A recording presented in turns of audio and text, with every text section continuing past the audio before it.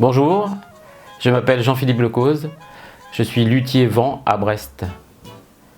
Je m'occupe principalement des instruments de musique, de la famille des cuivres et des saxophones.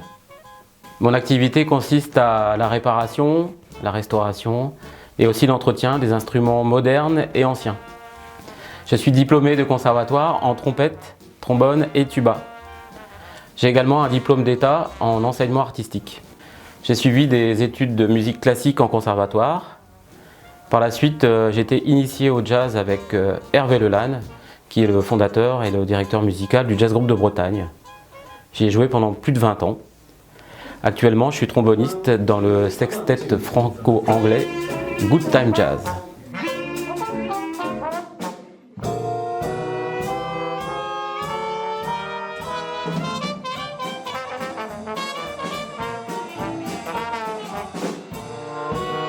J'ai toujours été fasciné par la lutherie et la facture instrumentale. Mon apprentissage s'est effectué en France et en Suisse. J'ai eu l'occasion d'y rencontrer de grands maîtres de la lutherie et de la réparation instrumentale et de me perfectionner auprès d'eux. C'est une activité professionnelle très rigoureuse qui demande beaucoup de patience. En quoi consistent les réparations à l'atelier? Ça peut être une simple soudure, un débosselage, un réglage de saxophone ou une restauration complète.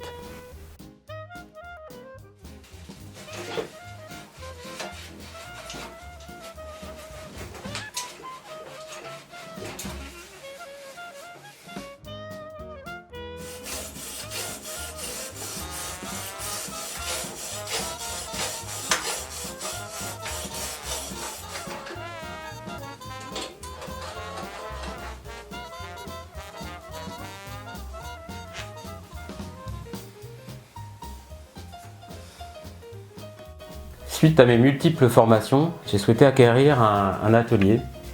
Le cas s'est présenté sur Brest. C'est l'ancien studio d'enregistrement Amadeus qui a réalisé des centaines et des centaines de disques pendant plus de 40 ans. Pour la petite histoire, c'est l'endroit où j'ai effectué mes premiers enregistrements en tant que musicien professionnel. C'est un grand bâtiment d'une centaine de mètres carrés qui possède encore des cabines d'enregistrement où les clients de l'atelier peuvent y venir pour essayer leur instrument ou simplement vérifier les différents réglages. C'est une profession véritablement passionnante qui permet de rencontrer un très large public. Des musiciens débutants, des musiciens professionnels, mais aussi des collectionneurs très éclairés.